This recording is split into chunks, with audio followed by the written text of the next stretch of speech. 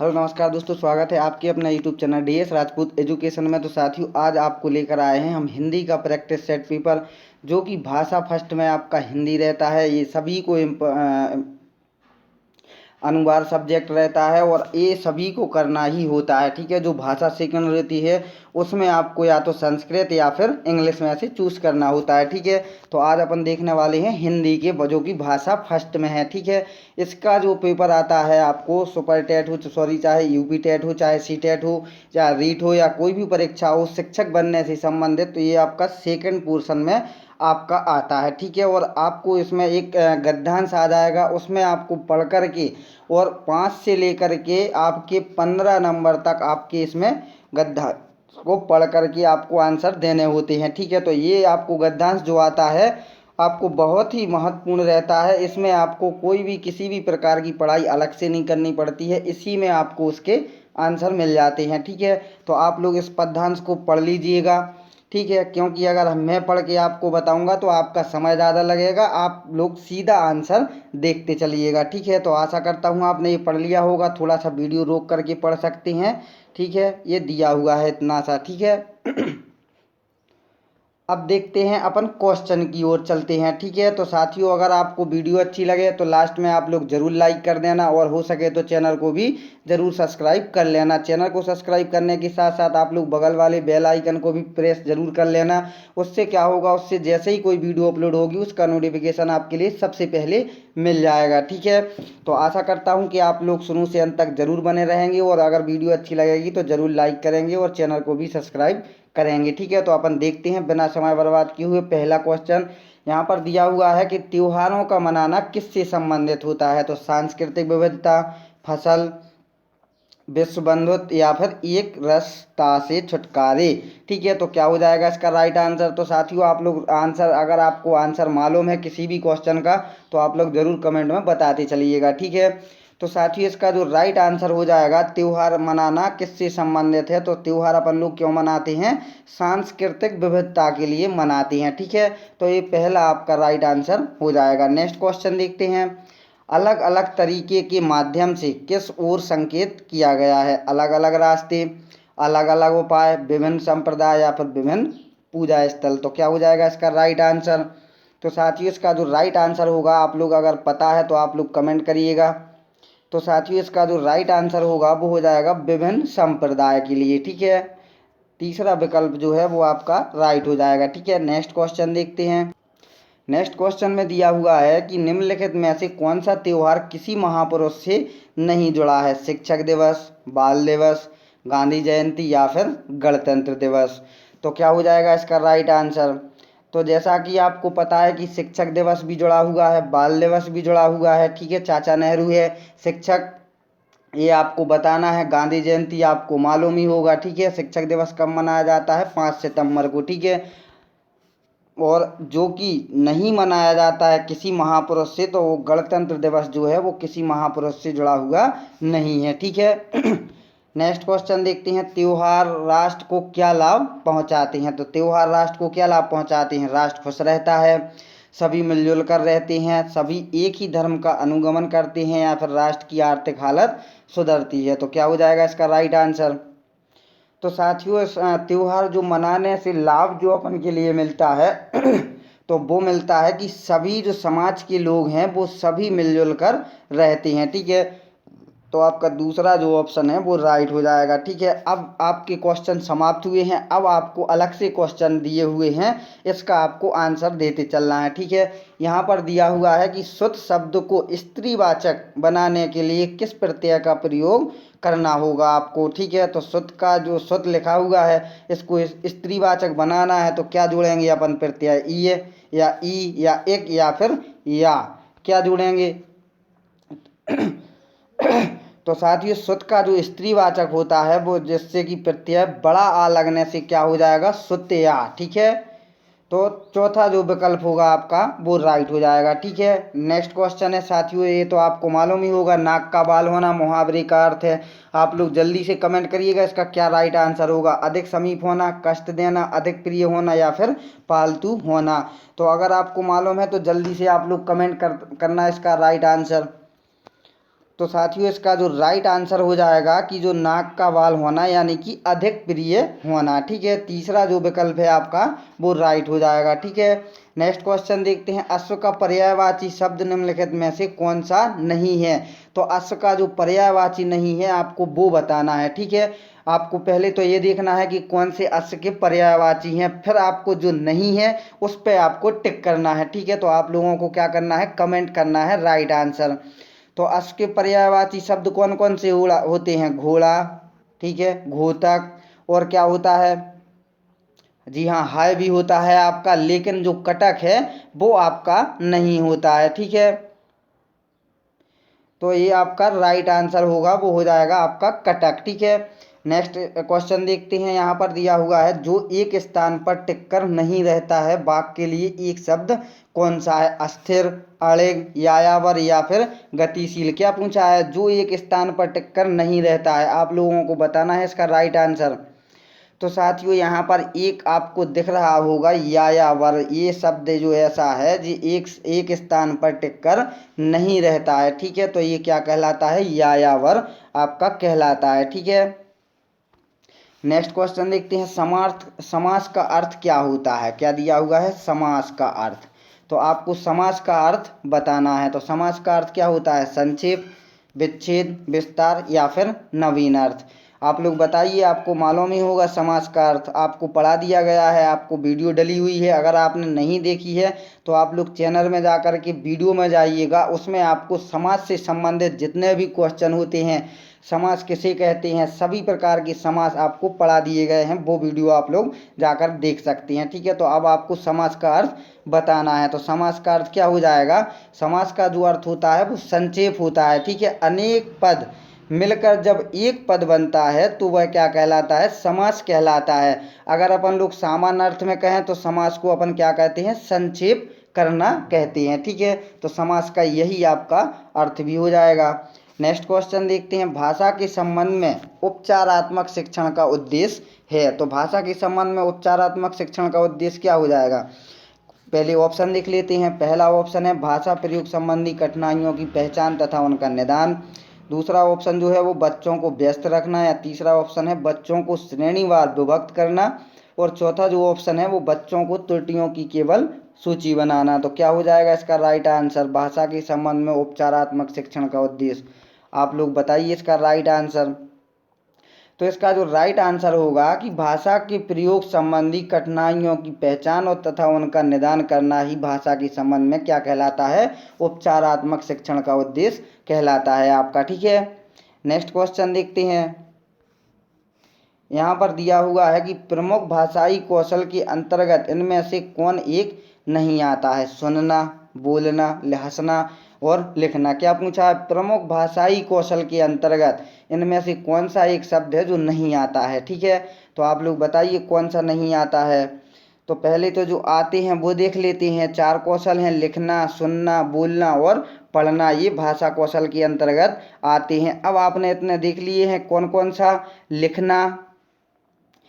लिखना, सुनना, ठीक है, और बोलना, और इसके साथ जो अलग से आता है वो एक आता है पढ़ना, लेकिन जो हंसना है वो इसके अंतर्गत नहीं आता है। तो आपका जो राइट आंसर होगा वो हंसना आपका राइट आंसर हो जाएगा। ठीक है, तो आप लोग कौशल समझ गए होंगे भाषा के, कितने हैं, चार हैं, एक तो लिखना, बोलना, सुनना और चौथा जो ऑप्शन है वो हो जाएगा आपका पढ़ना। ये चार भाषा की कौशल कहलाते हैं, लेकिन जो हंसना है वो नहीं आता है। तो यही आपका राइट आंसर हो जाएगा। नेक्स्ट क्वेश्चन है, बहुत ही महत्वपूर्ण है, ये आपको इसका राइट आंसर जरूर देना है कि हिंदी दिवस कब मनाया जाता है, 14 सितंबर को, 5 सितंबर को, 2 अक्टूबर को या फिर 26 जनवरी को। तो जल्दी से आप लोग कमेंट करिएगा हिंदी दिवस मनाया जाता है, कब मनाया जाता है। तो साथियों जो हिंदी दिवस मनाया जाता है वो 14 सितंबर को मनाया जाता है। ठीक है, भारतीय संविधान में हिंदी को 14 सितंबर 1900 कितना 1949 को राजभाषा के रूप में मान्यता प्रदान की गई थी। ठीक है, इसीलिए प्रत्येक वर्ष 14 सितंबर को अपन क्या करते हैं, हिंदी दिवस के रूप में मनाते हैं। ठीक है, तो अब आप लोग समझ गए होंगे कि कब मिली थी इसको भारतीय संविधान में हिंदी को। तो वो मिली थी 14 सितंबर 1949 को राजभाषा के रूप में मान्यता प्रदान की गई थी। ठीक है, तो नेक्स्ट क्वेश्चन देखते हैं। काव्य शिक्षण का उद्देश्य है। काव्य शिक्षण का उद्देश्य क्या हो जाएगा? भाषा में प्रयुक्त होने वाले विराम चिन्हों से परिचित कराना, व्याकरणिक नियमों की जानकारी देना, संगीत कला में निपुण बनाना या फिर रसानुभूति एवं आनंदीभूति कराना। तो क्या हो जाएगा इसका राइट आंसर?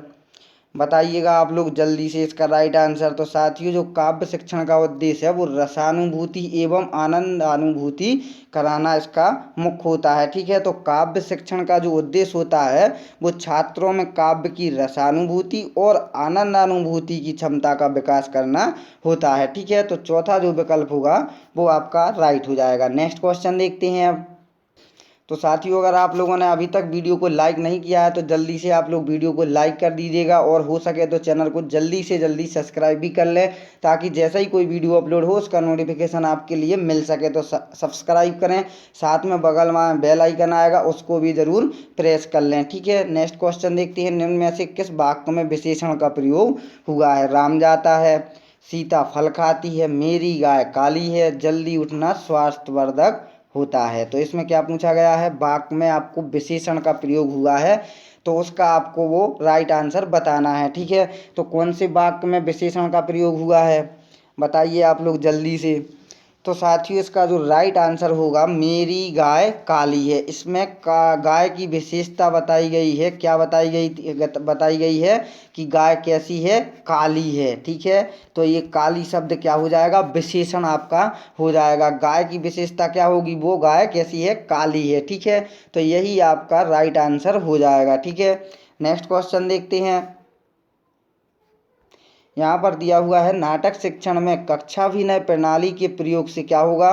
शिक्षक एवं बच्चों का समय व्यर्थ होता है, पत्रानुसार बच्चों द्वारा अभिनय से सीखने की प्रक्रिया में तेजी आती है, या तीसरा ऑप्शन जो है वो बच्चों पर विपरीत प्रभाव पड़ता है, या फिर चौथा है उपर्युक्त में से कोई नहीं। तो आप जल्दी से इसका राइट आंसर कमेंट करिएगा।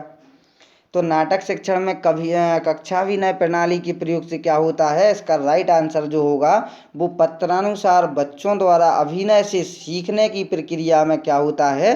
तेजी आती है नाटक शिक्षण से। ठीक है, तो कक्षाभिनय प्रणाली में रंगमंच व पात्रों की जो वेशभूषा होती है उसमें कुछ छात्रों को चुन लिया जाता है। इससे क्या होता है? पत्रानुसार छात्रों द्वारा जो अभिनय से सीखने की प्रक्रिया होती है वो कैसी होती है? वो तेजी से होती है। ठीक है, तो इसीलिए हमारा दूसरा जो ऑप्शन होगा वो राइट होगा। ठीक है, नेक्स्ट क्वेश्चन देखते हैं। निम्न में से अधिकरण कारक का प्रयोग हुआ है। तो किस में अधिकरण कारक का प्रयोग हुआ है? वाहनारूढ़ में, सत्ताधीश में, गंगाजल में, या फिर रेखा चित्र में। तो आप लोग इसका राइट आंसर कमेंट करिएगा जल्दी से।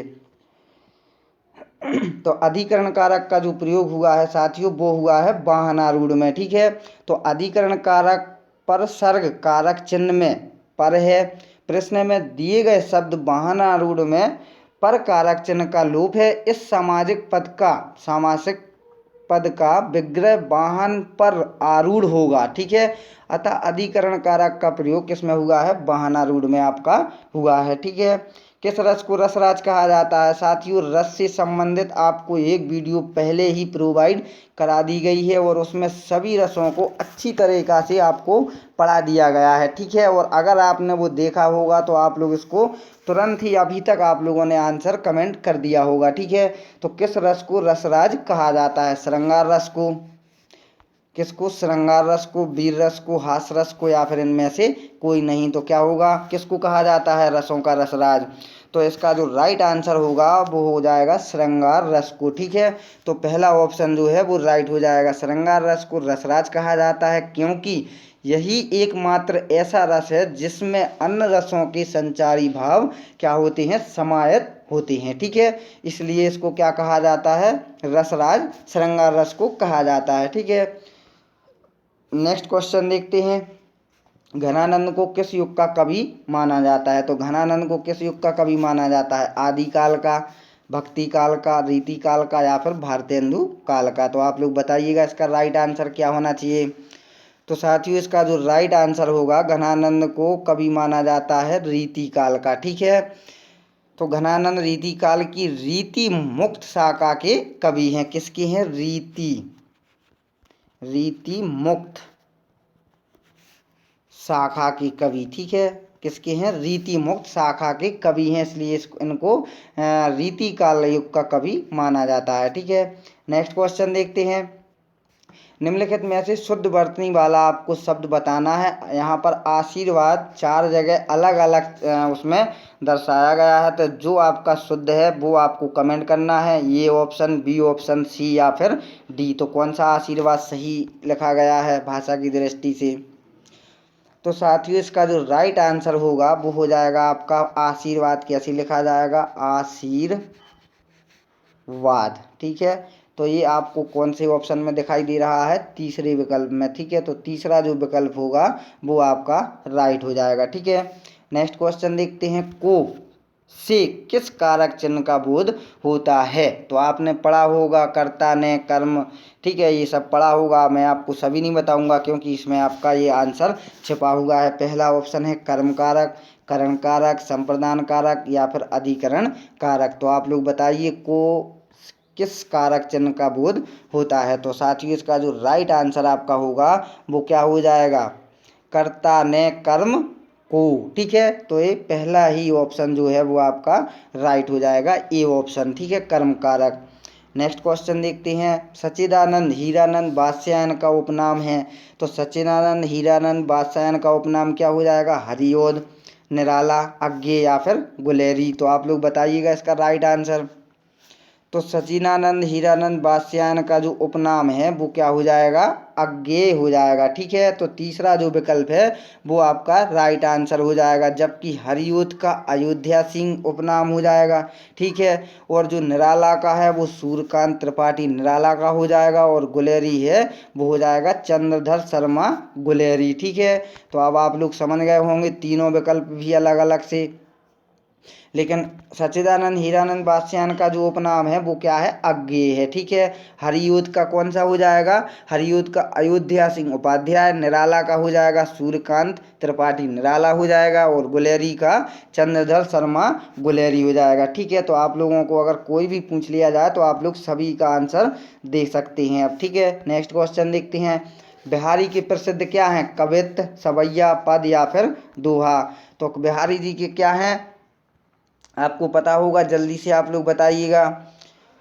तो इसका जो राइट आंसर हो जाएगा, ये बिहारी जी के क्या हैं? दोहे प्रसिद्ध हैं। ठीक है, तो बिहारी जी रीति काल के प्रसिद्ध कवि भी हैं। ठीक है, इनके दोहे प्रसिद्ध हैं। तो नेक्स्ट क्वेश्चन देखते हैं। पुनर्जन्म शब्द का सही संधि विच्छेद आपको करना है। पुनः प्लस जन्म, पुनर्जन्म, पुनः प्लस जन्म या फिर पुनः प्लस आजन्म। तो आपको पुनर्जन्म का संधि विच्छेद क्या हो जाएगा? शुद्ध। तो साथियों पुनर्जन्म की जो संधि विच्छेद होगी वो हो जाएगी आपकी पुनः प्लस जन्म। तो कहाँ दिख रहा है आपको ये ऑप्शन? तो साथियों जी हाँ, बिल्कुल राइट आंसर दिया है आपने, ए आपका ऑप्शन राइट हो जाएगा, पुनः जन्म। नेक्स्ट क्वेश्चन देखते हैं। शोक किस रस का स्थायी भाव है? तो शोक बताना है शांत का, करुण का, हास्य का या फिर वीर का। तो शोक किस रस का स्थायी भाव होता है? जी हाँ, बिल्कुल आपने सही कमेंट किया है। जी हाँ, बिल्कुल करुण रस का जो स्थायी भाव होता है वो क्या होता है? शोक होता है। करुण रस का स्थायी भाव शोक होता है। शांत किसका होता है? जबकि आपका जो शांत होता है वो निर्वेद होता है, और हास्य रस है जो वो किसका होता है? वीर का होता है, उसका स्थायी भाव होता है। ठीक है, तो नेक्स्ट क्वेश्चन देखते हैं। सूरदास ने किस भाषा में सूरसागर की रचना की है? किस में की है? अवधी में, ब्रज में, खड़ी बोली में या फिर राजस्थानी में। तो सूरदास ने जो अपनी सूरसागर की रचना की है वो कौन सी उसमें की है? अवधी में, ब्रज में, खड़ी बोली में या फिर राजस्थानी में। तो अगर आपको आंसर मालूम है तो आप लोग जल्दी से कमेंट करिएगा इसका। जी हाँ, बिल्कुल सही कहा है, सूरदास ने ब्रज भाषा में सूरसागर की रचना की हुई है। ठीक है, नेक्स्ट देखते हैं। दोहा में कितनी मात्राएं होती हैं? 24, 26, 28 या फिर 30। तो दोहा में कितनी मात्राएं होती हैं? अगर आपको पता है तो आप लोग बताइएगा। तो साथियों इसका जो राइट आंसर होगा कि दोहा में जो मात्राएं होती हैं वो 24 होती हैं। ठीक है, तो यहाँ पर देख लेते हैं थोड़ा सा। इसके प्रथम व तृतीय चरण में 13-13 तथा द्वितीय और चतुर्थ चरण में 11-11 मात्राएं होती हैं। तो कुल मिलाकर कितनी होती हैं? 24 मात्राएं होती हैं। तो आपको 13 और 11 अगर आप लोग ऐड करेंगे तो 4 और 2 कितना हो जाएगा? 24 हो जाएगा। ठीक है, तो दोहा में कितनी मात्राएं होती हैं आप लोग समझ गए होंगे कि इसके प्रथम व तृतीय चरण में कितनी? 13-13 और द्वितीय व चतुर्थ चरण में जो मात्राएं होती हैं वो 11-11 होती हैं। तो कुल मिलाकर कितनी होती हैं? 24 मात्राएं। ठीक है, तो नेक्स्ट क्वेश्चन देखते हैं। तो साथियों, आज आप लोगों ने जितने भी क्वेश्चन अभी तक पढ़े हुए हैं, अगर वो क्वेश्चन आपको कहीं भी मिल जाएंगे तो आप लोगों को 100% वो उसका आंसर आप लोग 100% सही लगा के ज़रूर आओगे। ऐसा मुझे भी विश्वास है। शायद आप लोग भी इस चीज़ को जानते होंगे कि हाँ, बिल्कुल सर के द्वारा सही कहा जा रहा है कि कहीं भी आपको जो भी अपन ने क्वेश्चन देख लिए हैं, अगर उनमें से एक भी क्वेश्चन आपको कहीं भी मिल जाएगा तो आप लोग उसका सटीक और सही आंसर दे सकोगे 100%। ठीक है, तो अभी ये 3 क्वेश्चन और बाकी हैं, इसको भी आप लोग ज़रूर तैयार करिएगा। ठीक है, और अगर वीडियो अच्छी लगी है तो ज़रूर लाइक कर दें। आपके एक लाइक करने से हमारा जो मनोबल है वो हमारा मनोबल बढ़ता है, इसलिए मैं आपसे कहता हूं कि ज़रूर आप लोग चैनल को सब्सक्राइब करिए और वीडियो को भी लाइक करिएगा। तो आई होप आपने अगर देखा है तो ज़रूर चैनल को भी सब्सक्राइब करेंगे और ज़रूर लाइक भी करेंगे। ठीक है, तो नेक्स्ट क्वेश्चन देखते हैं। जो अच्छे कुल में उत्पन्न हुआ हो, इस शब्द समूह के लिए एक शब्द क्या होगा? कुलीन, समृद्ध, धनी या फिर कृपण।